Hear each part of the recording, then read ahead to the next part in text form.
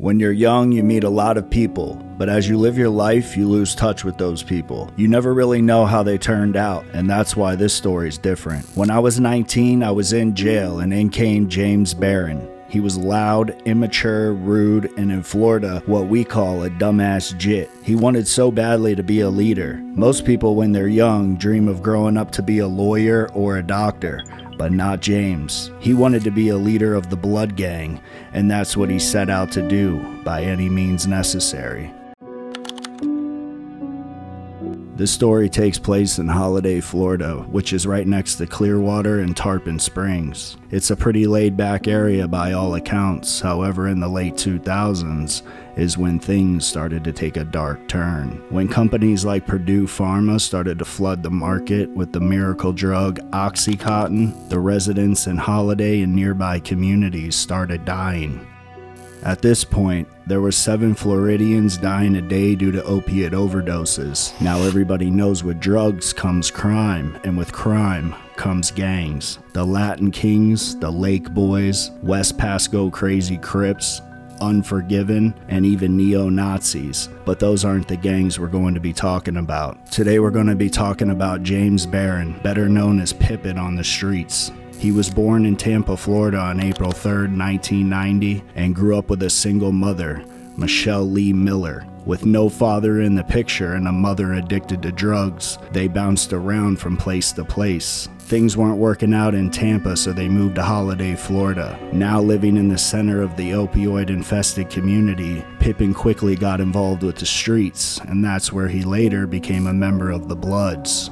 In order to stay a Blood, he had to bring in money, and the only way to do that was to start robbing drug dealers. It wasn't long before he caught multiple felonies for burglary, grand theft, and on July 3rd, 2008, he began his first prison sentence. He was sentenced in Florida as a youthful offender. You might be thinking to yourself, he got off easy. Not quite. Being sentenced as a youthful offender in Florida at this time was considered a death sentence. Well, at least in the mind of a 15-year-old it was. T-O-H. T-O-H. Those 3 letters rang horror throughout the juvenile system, but those 3 letters didn't mean shit compared to the weight of those 3 words. Test of heart.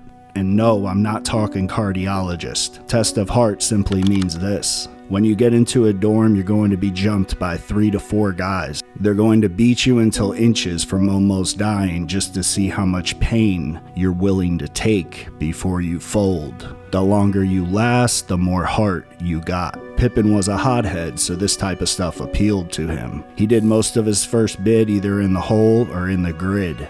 Pippin was released the following year. This is when I would meet him in Land O'Lakes County Jail. He was a skinny guy with a loud mouth, but his size wouldn't matter though, because later in the story you'll hear why. Cedric Saunders, 18, was found dead on December 9th just before 10 a.m. His body was slumped over in a car parked near the intersection of Maryland and Wellington Drive in Holiday Lake Estates. Saunders' body was found with multiple gunshot wounds in the driver's seat of a 2001 Kia Rio. A witness who spoke to Saunders on the phone around 2:55 a.m. reported hearing the sounds of struggle just before the call was disconnected. James Pippin Barron was arrested for the killing of 18-year-old Cedric Saunders of Holiday. While he was in jail on the first murder charge, Barron told another inmate that Kamar Allen visited him at his home, 1037 Solar Drive, in Holiday the night of August 21st. Barron had suspected him of stealing money from his mother and confronted him. They argued for a little bit, but Barron said, "Forget about it, it's squashed." He told Kamar Allen he knew some girls that wanted to chill in the field between the intersections of Blossom Lake Drive and Dartmouth. The 2 later left the house on foot. Arriving at the field, Barron pointed out into the distance and told Allen, "Hey, I think I see the girls over there." When Allen turned to look, Allen's body was found in a ditch 4 blocks from Barron's home, and Cedric Saunders was found dead in a blue Kia Rio at Maryland Drive and Wellington Drive in Holiday. Both bodies were found in less than a mile from each other and within a mile of Barron's home. There were multiple witnesses in the case, but 2 names were nearly impossible to find. You could take your best guess as to why that is. One of the witnesses told deputies that Barron admitted to shooting Saunders and robbing him of 2 ounces of cocaine. Phone records show that Barron called Saunders 3 times within 30 minutes of his death. While Barron was at the Land O'Lakes Detention Center, a search warrant of his home was executed by the Pasco County's Vice and Narcotics Unit. Deputies found a keychain containing a Kia Rio ignition key. An investigation later found that that key belonged to the Kia that Saunders' body was found in. So with all the new evidence, James Barron was charged with a second murder, the murder of Kamar Allen. And that's why I said his size wouldn't matter. He didn't need to be big because he had a gun. Then the problem with that is, you never know when someone's got it or they don't. When I met James Barron in jail, I never would have thought he would get out and do the things that he did. Am I surprised? Yes, and I'll tell you why. James Barron didn't just RIP 2 random people, he RIP 2 of his friends.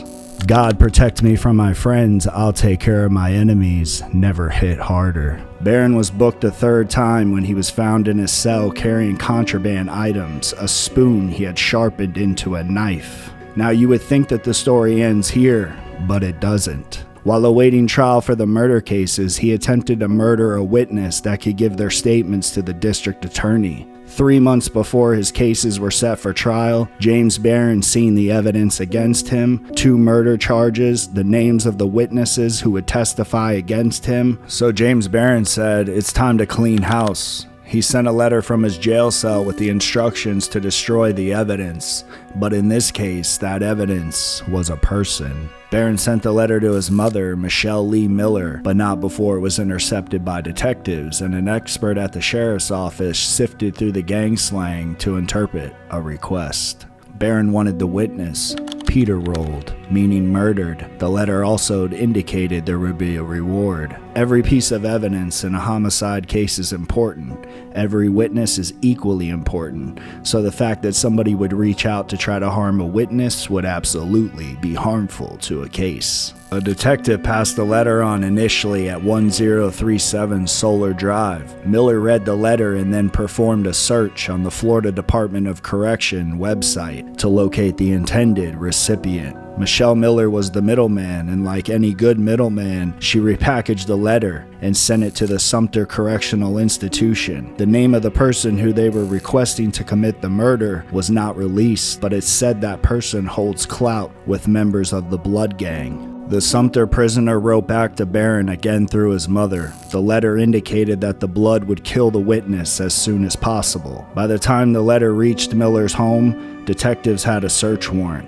The fact that Miller had sent the letter as she was instructed indicated she had read it. She was arrested on a charge of solicitation to commit murder and was booked in the Land O'Lakes County Jail in Pasco County, Florida on a $300,000 bond. Wait! There's more! This story never seems to stop. Right before James Barron's trial started, 2 bodies were found burned to death in a house fire. Jessica Keith and Amber Lynn Jordan. Both were scheduled to testify in the murder trial. Investigators became suspicious when they saw trauma on the bodies and learned how quickly the blaze spread through the home. And guess who Jessica Keith is? She's listed as a witness in the 2011 murder of her boyfriend, Kamar Allen. And as we heard earlier in the story, James Barron's capable of orchestrating the murder of witnesses. Detectives investigated but never ended up charging Barron with these homicides. The Pasco County Sheriff's Office stated there just wasn't enough evidence to get a guilty verdict. On May 31st, 2014, James Barron, better known as Pippin, age 24, pleaded guilty to killing Kamar Allen and Cedric Saunders. Barron also pled guilty to solicitation of murder in a separate case. Saunders' grandfather stood and spoke to Barron. He looked him in his eye and he told him he devastated 2 families without any indication of remorse or empathy.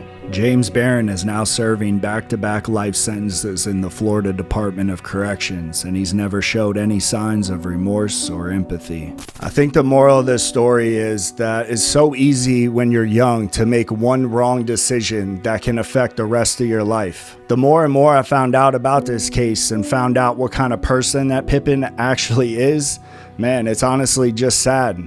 I'm not really sure what makes people choose a wrong path in life rather than an easy one. When you're young and you're growing up, you're either attracted to something like this as a path to take in life, or you're attracted to something like this. These two paths are very different, and that one decision can make or break you. So which path are you gonna take? And with that, this is DOC TV Unleashed, and I'm out.